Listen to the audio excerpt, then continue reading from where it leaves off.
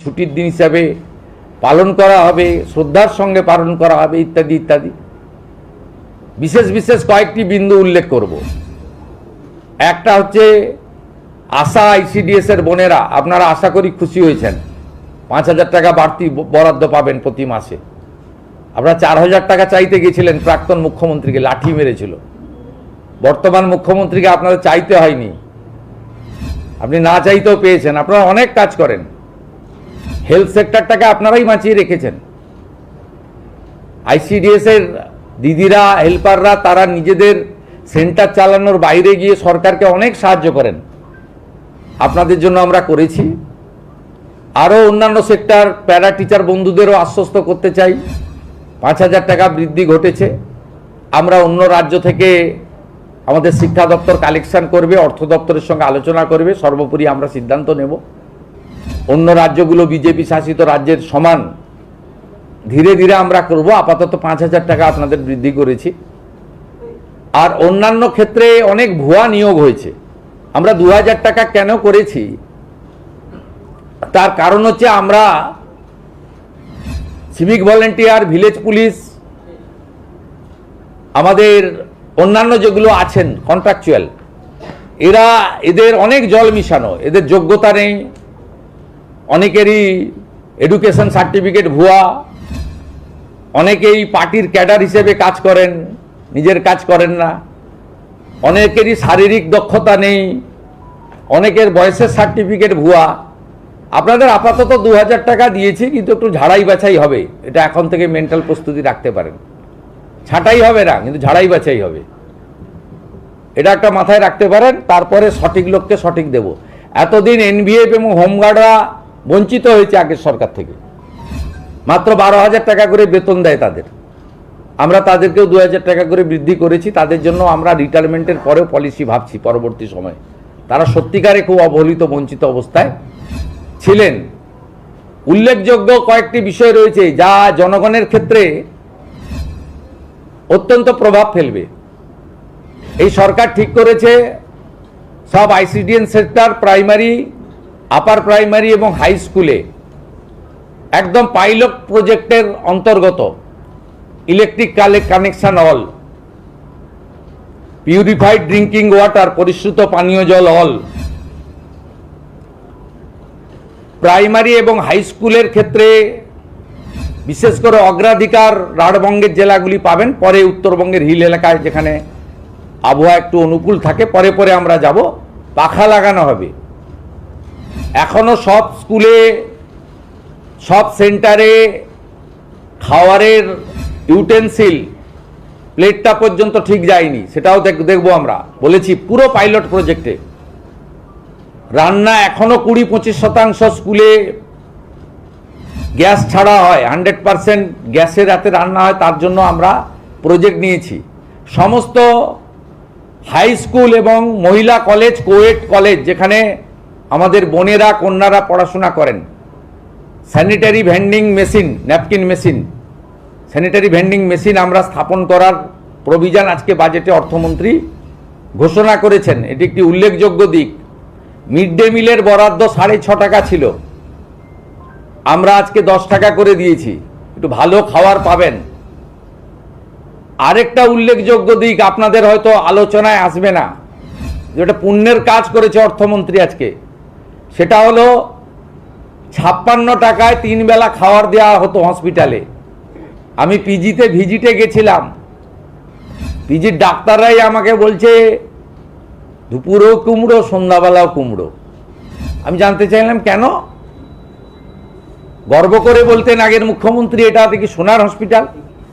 বললো কি করবে ঠিকাদাররা, সাপ্লাইয়াররা? 56 টাকা, 56 টাকা 44 পয়সা মনে হয়। তা এই টাকায় কি হবে? আমি বললাম কত টাকা দিলে হবে? না 104 টাকায় মোটামুটি 3 বেলা হবে। আমি স্বপনদাকে অনুরোধ,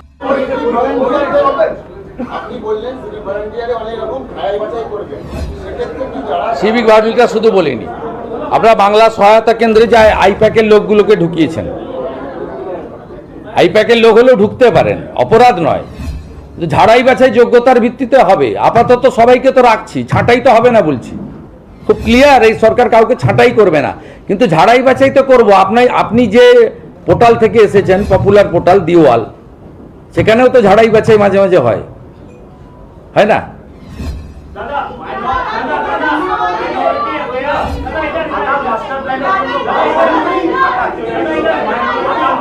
সবগুলো প্রজেক্ট রাখা হয়েছে। মালদার ভাঙন, দক্ষিণ দিনাজপুরের ভাঙন, বড় 5টা ইরিগেশন প্রজেক্ট নেওয়া হয়েছে।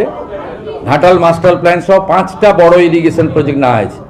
এবং ফারাক্কা, বৈষ্ণবনগর, কালিয়াচক, গোটা মালদা মুর্শিদাবাদের যে বিরাট ভাঙন ইছামতি পর্যন্ত 130 কিলোমিটার, তার জন্য এখানে পরিকল্পনা নেওয়া হয়েছে। 50% টাকা ভারত সরকার দিচ্ছে, 50% টাকা আমরা দিচ্ছি। প্রধানমন্ত্রী সূর্য ঘরে ভারত সরকার 100 ইউনিটে 10,000 টাকা দিচ্ছে, 200 ইউনিটে 100 ইউনিটে 30,000 দিচ্ছে, 200 ইউনিটে 60,000 দিচ্ছে, 300 ইউনিটে 78,000 টাকা দিচ্ছে। SC ST পরিবারের জন্য আমরা 100 ইউনিটে 5,000, 200 ইউনিটে 10,000, 300 ইউনিটে 15,000 টাকা অতিরিক্ত দিচ্ছি SC ST পরিবারের জন্য।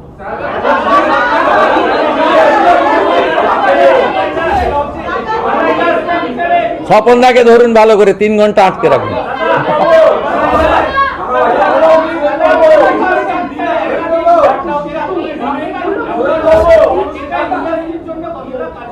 এটা দরকার তো, আইন শৃঙ্খলা, ইনফ্রাস্ট্রাকচার আর আপনার গুড কানেক্টিভিটি। এয়ারপোর্টে উড়ানে আমরা যুক্ত হয়েছি, জানেন, আমরা সাগরমালা 2তে যুক্ত হয়েছি। উড়ানে আমরা পুরুলিয়ার ঝররা এয়ারপোর্টকে নতুন করে করব, মালদা আর বালুরঘাটকে কমপ্লিট করব, আর 2টো এয়ারফোর্সের স্টেশনে ডোমেস্টিক চালানোর জন্য, কমার্শিয়াল চালানোর জন্য NOC দিয়েছেন। তারা জমি চেয়েছিলেন হাসিমারার জন্য 25 একর আর কলাইকুণ্ডার জন্য 37 একর। আমরা অলরেডি ল্যান্ড হ্যান্ডওভার করার প্রসেস শুরু করে দিয়েছি। আর ভাঙড়ে যেহেতু জমি পাওয়া যাবে না বা বিরোধ হয়েছে, সেই জন্য আমরা শান্তনু ঠাকুর মহোদয়, সাংসদ মন্ত্রী, তিনি প্রস্তাব করেছেন, ওখানে কল্যাণীর লোকও রাজি আছে। দ্বিতীয় এয়ারপোর্ট কল্যাণীর জন্য আমরা ভারত সরকারকে প্রপোজাল দিচ্ছি। হ্যাঁ হ্যাঁ হ্যাঁ ওই ব্রিজটা হবে। আমরা জমি পারচেজের জন্য আজকে 100 কোটি টাকা বরাদ্দ করেছি।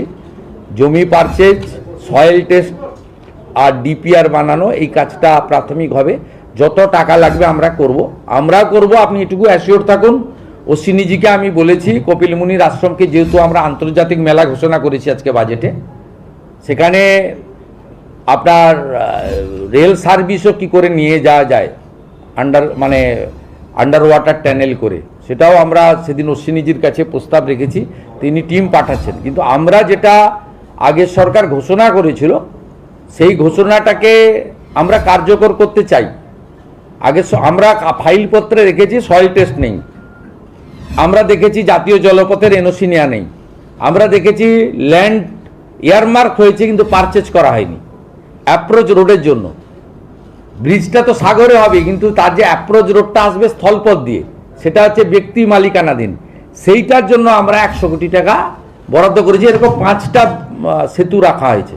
বীরভূম আছে, দুর্গাপুর মাকুড়া আছে, হলদিয়া নন্দীগ্রাম আছে, সাগর আছে, আর উত্তরবঙ্গেও একটা আছে। মোট 5টা এরকম ব্রিজ রাখা হয়েছে, যার জন্য 100 কোটি টাকা করে দেওয়া হয়েছে।